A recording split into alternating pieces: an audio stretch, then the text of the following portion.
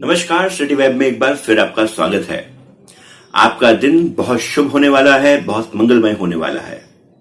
इससे पहले अगर आपने हमारे चैनल को सब्सक्राइब नहीं किया है तो आप जरूर सब्सक्राइब कर लें और बेल आइकन का बटन दबाना बिल्कुल ना भूलें। क्या कभी आपके साथ ऐसा होता है कि बहुत अच्छा स्वादिष्ट खाना अगर लंगर में बन रहा हो तो हम खूब सारा खा जाते हैं? कभी ऐसा मन करता है कि कहीं पे जब हम किसी मंदिर में जाते हैं और वहां पे प्रसाद बंट रहा होता है तो हम 2 बार 3 बार लाइन में लग जाते हैं? अगर ऐसा होता है तो आज की कहानी आपके लिए बहुत जरूरी है, क्योंकि जी हां, इसका संबंध प्रसाद से है, इसका संबंध लंगर के खाने से है। कहानी पसंद आए तो इसको शेयर करना बिल्कुल मत भूलिएगा, क्योंकि प्रकृति के नियम अटूट हैं और वो अपने नियमों के आधार पर ही प्रकृति चलती है। एक बार की बात है, गुरु अंगद देव जी का दरबार सजा हुआ था। एक औरत अपने बच्चे को लेके आई जिसके पूरे शरीर में बहुत सारे फोड़े हो रखे थे। ये बहुत सारे फोड़े जब शरीर पर निकले हुए थे तो हर व्यक्ति को इस बच्चे में से बदबू आ रही थी, क्योंकि बहुत सारे फोड़ों के अंदर पीप भरी हुई थी और बहुत सारे फोड़ों में से तो वो रिस भी रहा था। बच्चे की हालत बहुत खराब थी। इस औरत ने लाके इस बच्चे को सदगुरु जी के चरणों में रख दिया और सदगुरु जी से पूछा कि हे सदगुरु, हे सच्चे पातशाह, मेरे बच्चे ने क्या गुनाह किया है, इसके ऊपर इतने फोड़े हो गए हैं? तो आप जी ने बताया, आप जी ने बोला कि देखो, कर्मो आपनी अपो आपनी के नेड़े के दूर, कि अपने कर्म हैं और कर्मों का हिसाब देना पड़ता है, चाहे वो बच्चा हो, बूढ़ा हो या जवान हो, औरत हो या आदमी हो, इंसान हो या जानवर हो या कीड़ा पतंगा हो, हर किसी को अपने कर्मों का हिसाब देना पड़ता है। ये बात सुन के उस औरत ने कहा, आप तो बख्शनहार हैं, कृपया करके ये जो इसके कर्म हैं इनको कुछ बख्श दीजिए।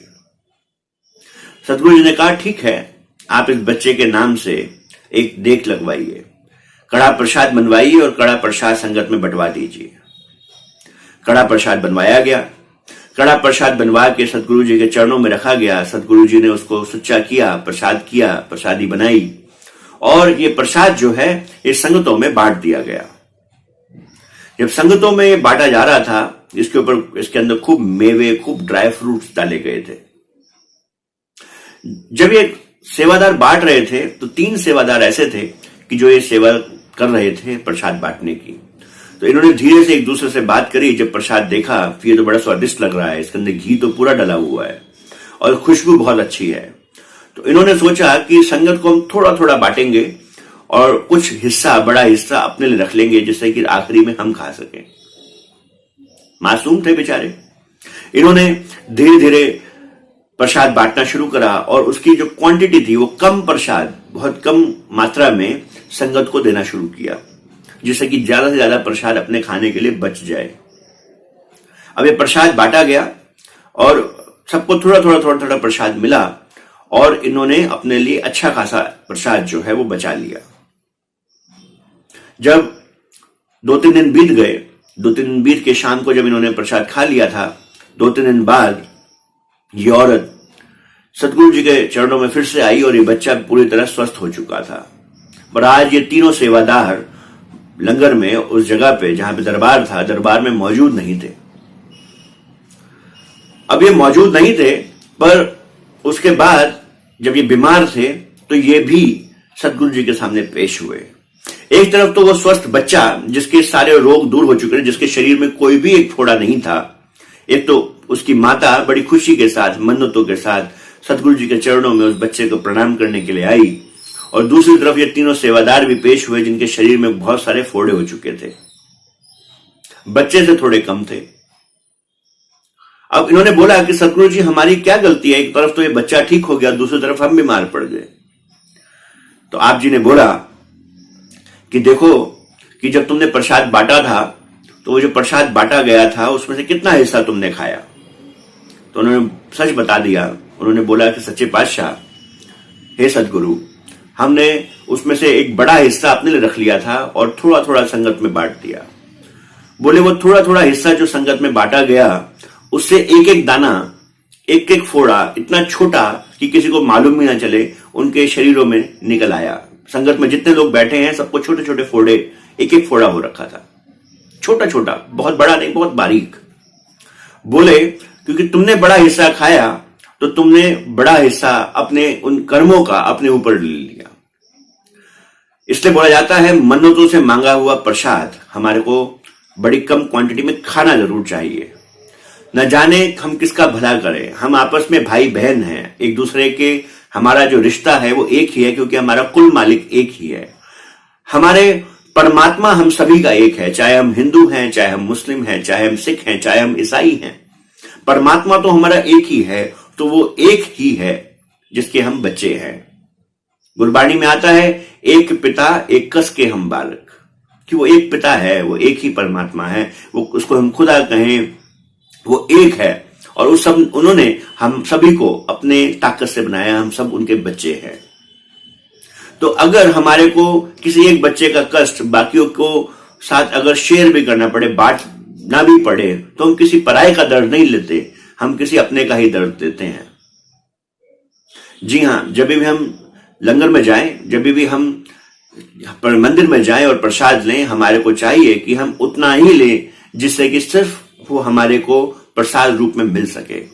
अब उस प्रसाद में वो सदगुरु की मर्जी है, वो परमात्मा की मर्जी है कि वो चाहे आपको कष्ट दे, पर हो सकता है उस प्रसाद में इतनी ताकत छुपी हो कि आपका जीवन ही बदल दे। आपके शरीर में धीरे धीरे उस प्रसाद को खाने से जो ऊर्जा, जो ताकत, जो आध्यात्मिक ऊर्जा आपके शरीर में संगठित होती है और जो बनती है, वो आपका जीवन बदलने की ताकत रखती है। मेरे कहने का भाव यहां पर यह नहीं कि आप लंगर ना खाएं, मेरे कहने का भाव यह नहीं है कि आप प्रसाद ना लें, बिल्कुल लें, पर उतना लें जितने की जरूरत है। जरूरत से ज्यादा ली हुई चीज हमेशा नुकसान करती है। तो जितनी हमारी जरूरत है उतनी चीज लेने में कोई बुराई नहीं है, पर जरूरत से ज्यादा अगर हम स्वाद को देख के अगर हम पेट भरेंगे तो उसका कहीं ना कहीं हमारे को नुकसान होता ही है।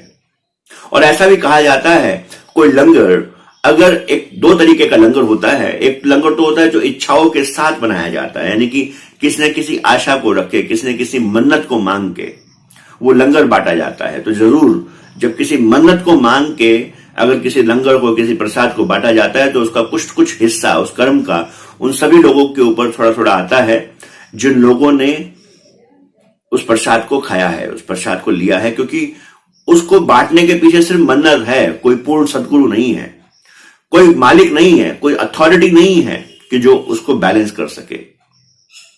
दूसरे तरीके का लंगर होता है कि हमने जो कुछ भी प्रेम में आके सदगुरु के चरणों में भेंट कर दिया, और पूर्ण सदगुरु की निगरानी में जो भी लंगर, जो भी प्रसाद वितरित किया जाता है वो दोष मुक्त हो जाता है, उसके ऊपर किसी भी कर्म बंधन का दबाव नहीं होता है।